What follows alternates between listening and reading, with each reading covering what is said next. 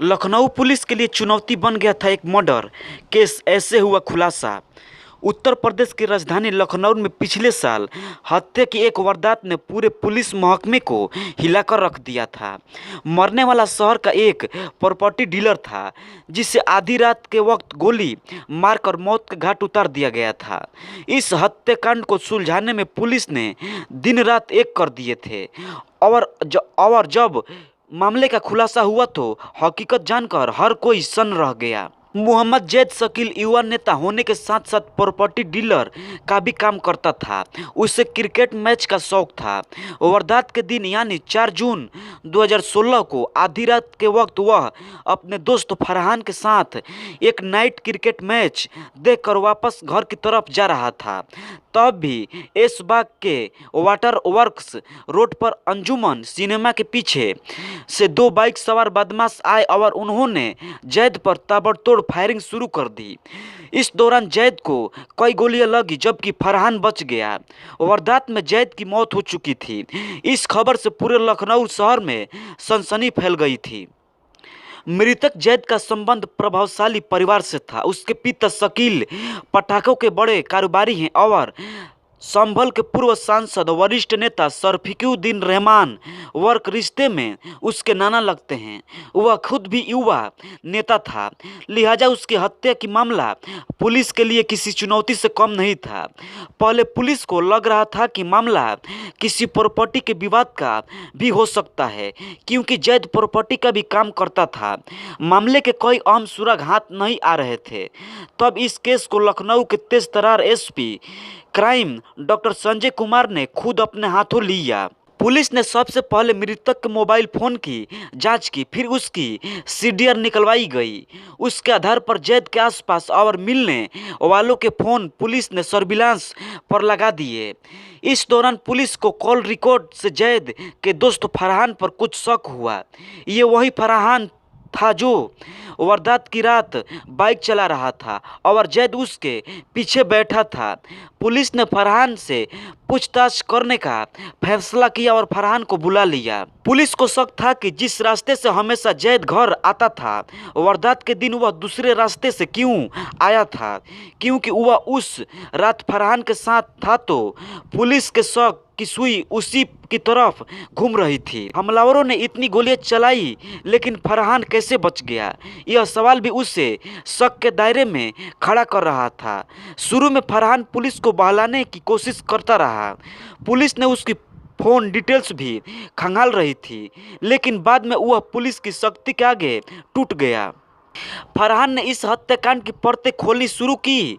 Police को पता चला कि दिल्ली की तिहाड़ जेल में बंद कुख्यात अपराधी और सीरियल किलर सलीम इस कत्ल की साजिश रची थी।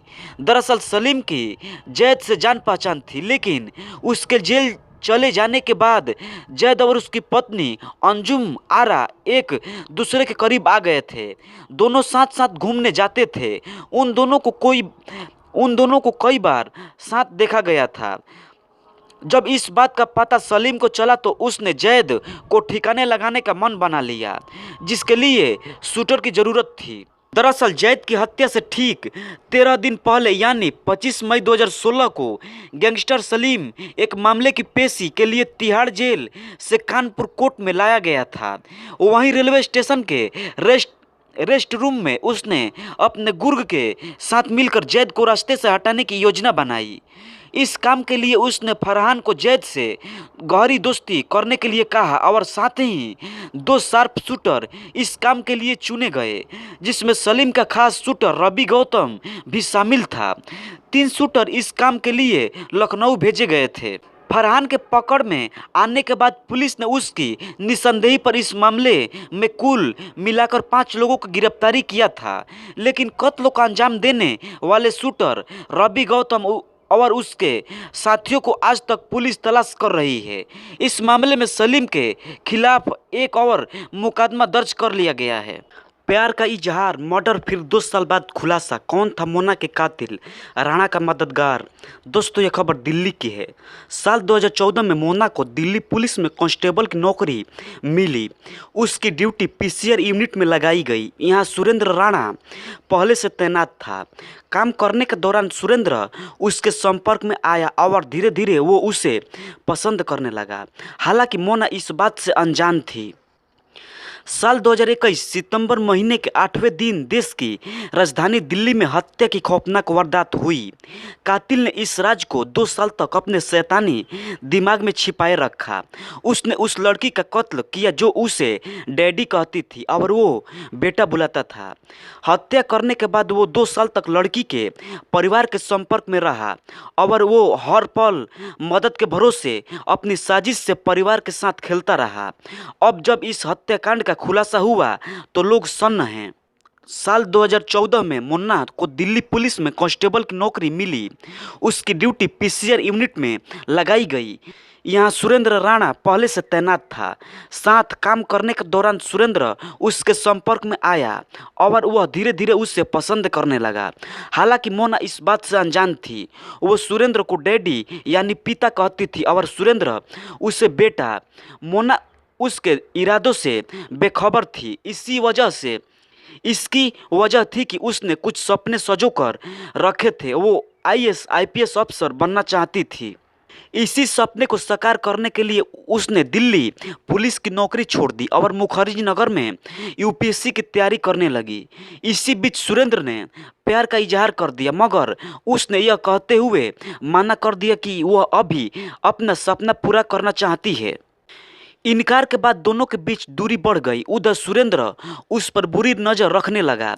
जब मोना को इस बात का पता चला तो उसने इसका विरोध किया। अब आई वो तारीख जिसकी मोना ने कभी कल्पना भी नहीं की थी। वो तारीख थी 8 सितंबर साल 2021। अपने नापाक मंसूबों के साथ 8 सितंबर को राणा मोना को ऑटो से लेकर अलीपुर अपने घर की तरफ चला। सुनसान जगह उसने ऑटो रुकवाकर मोना का कत्ल कर दिया। इसके बाद लाश को नाले में पत्थर से बांधकर दफन कर दिया। ये सब करने से पहले उसने मोना का सिम और एटीएम कार्ड अपने पास रख लिया था। पुलिस में नौकरी करने वाले सुरेंद्र ने जुर्म की तमाम बारीकियां सीखकर इस हत्याकांड का अंजाम दिया। उसने अपना बचाव करने के लिए हर चाल और तौर तरीके का बेखूबी से ध्यान रखा। अपराध पर पर्दा डालने के लिए ही उसने सिम और एटीएम कार्ड अपने पास रख लिया था। इसी के जरिए वो 2 साल तक पुलिस और मोना के परिवार की आंखों में धूल झोंकता रहा। वो मोना के परिवार को ये कहकर झांसा देता रहा कि मोना कहीं गायब हो गई है।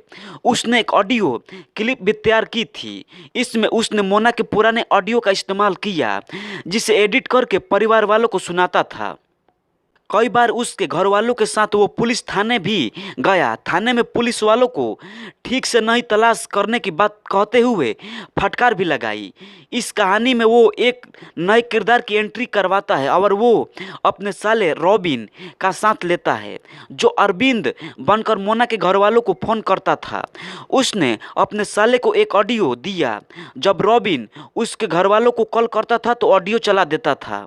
इसमें मोना कहती थी कि मुझे तलाश मत करो, मैं सही सलामत हूँ। मम्मी बेवजह परेशान होती हैं। सुरेंद्र ने बिसात कुछ इस बात से बिछाई थी कि दिल्ली पुलिस भी उसका पैंतरा भाप नहीं पाई।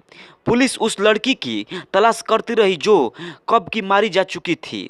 हैरानी की बात यह थी कि ये कातिल खुद पुलिस की वर्दी में मौजूद था। एक आरोपी को मौत, दूसरे को जेल। अब कुछ नहीं कहना, मृतक के बच्चे के पिता का छल का दर्द। दोस्तों ये खबर बदायूं की है। बदायूं में 2 बच्चों की हत्या के मामले में आरोपी जावेद को सीजीएम मोहम्मद साजिद के न्यायालय में शुक्रवार को पेश किया गया। न्यायालय ने उसे 14 दिन की न्यायिक हिरासत में जेल भेज दिया। इस पर पिता विनोद का कहना है कि एक आरोपी को जेल और दूसरे को मौत मिली है। अब हम इस संबंध में कुछ कहना नहीं चाहते। अब जो भी कार्रवाई होगी वह पुलिस करेगी या फिर कोर्ट करेगा। उनके घर पर आसपास के लोग, तमाम रिश्तेदार सांत्वना देने पहुंच रहे हैं। सिविल लाइन थाना क्षेत्र के बाबा कॉलोनी में 19 मार्च की शाम विनोद कुमार के बेटे आयुष जिसकी उम्र 13 वर्ष थी और आहान उर्फ हनी जिसकी उम्र 6 वर्ष थी की चाकू से गला रेत कर हत्या कर दी गई थी। घटना को आलापुर थाना क्षेत्र के सखानू निवासी साजिद और जावेद ने अंजाम दिया था। दोनों विनोद के घर के सामने ही सैलून चलाते थे। साजिद चाकू लेकर विनोद कुमार के घर में घुस गया था और उसके 2 बच्चों को गला रेत कर मार डाला था। मझले बच्चे पीयूष पर भी हमला किया था लेकिन वह बाल बाल बच गया। इस हत्याकांड में आरोपी साजिद पुलिस की मुठभेड़ में मारा गया था लेकिन जावेद बचकर भाग निकला था। उसने बृहस्पतिवार सुबह बरेली में नाटकीय ढंग से सरेंडर किया। घटना की वजह साफ होने की वजह से परिवार वाले अब तक पुलिस पर ही अंगुली उठा रहे थे, पुलिस के खुलासे पर सवाल खड़े कर रहे थे, लेकिन अब वह कुछ कहने के लिए तैयार नहीं हैं। उन्होंने पहले जो सवाल उठाए थे अब उन्हें दोहराना नहीं चाहते। बच्चों के पिता विनोद ठाकुर का कहना है कि वह इस संबंध में कुछ कहना नहीं चाहते। वह इतना जानते हैं कि एक आरोपी को जेल और दूसरे को मौत की सजा मिली है। अब आगे की कार्रवाई पुलिस और न्यायालय करेगा। शहर के 3 जयारतों पर जाता था कातिल साजिद। इस हत्याकांड की छानबीन में यह निकलकर सामने आया है कि हत्यारोपी साजिद शहर के 3 जयारतों पर जाता था। वह जब 10 साल का था तब उसके पिता बड़ी जयारत में झोपड़ी डालकर उसको लेकर रहे थे। बाद में भी उसका लगातार आना जाना था। यहाँ किन किन लोगों से मुलाकात करता था उनके बारे में पूछताछ की जानकारी मिली है। उसके आधार पर छानबीन आगे बढ़ाई जा रही है। इस हत्याकांड में दोनों हत्यारोपी की कॉल रिकॉर्ड महत्वपूर्ण साक्ष्य बन सकता है।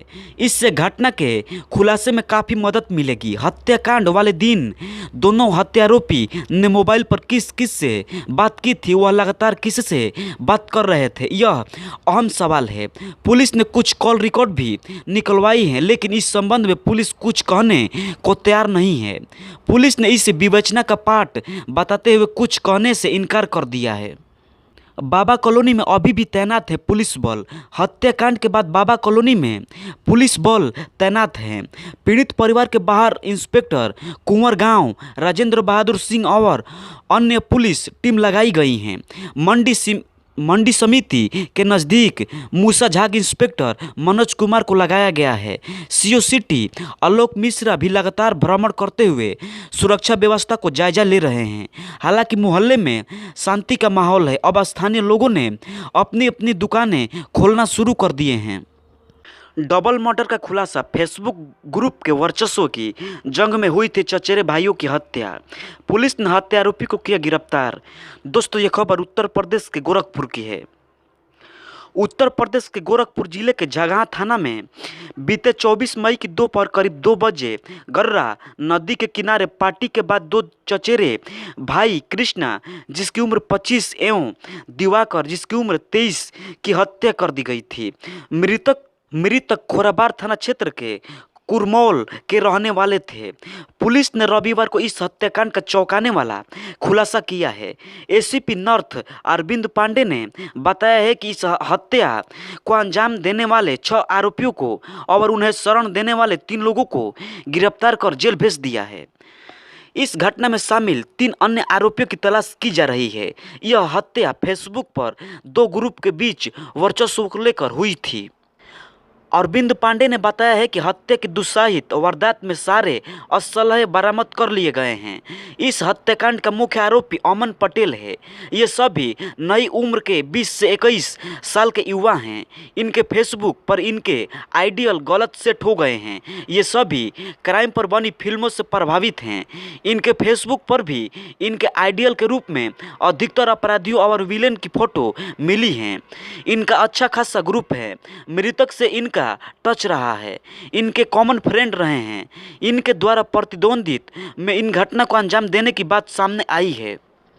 एसीपी नॉर्थ ने बताया कि फेसबुक पर महाकाल और महादेव नाम के ग्रुप से वर्चस्व की लड़ाई इनके बीच चल रही थी, जिन पर कौन कितना प्रभावी हैं इसको लेकर उग्र कमेंट किए गए हैं।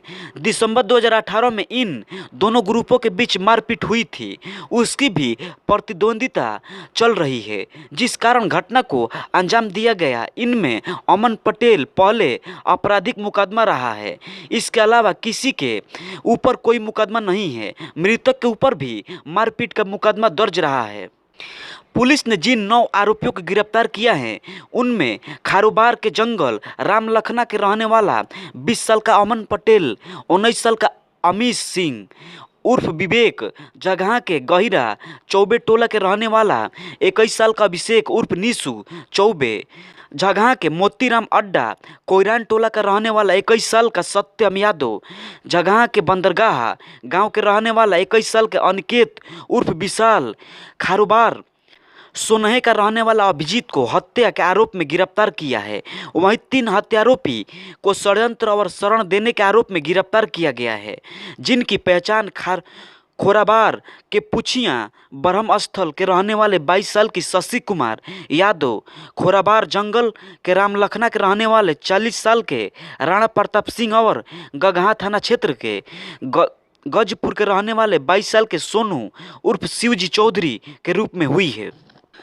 दुकान पर सामान लेने गई महिला से गैंगरेप, गैंगस्टर केस में जेल में बंद है पति। दोस्तों, ये खबर उत्तर प्रदेश के कानपुर की है। महिला का आरोप है कि वह अप्रैल की रात को गांव के दुकानदार प्रदीप के यहाँ मसाला लेने गई थी।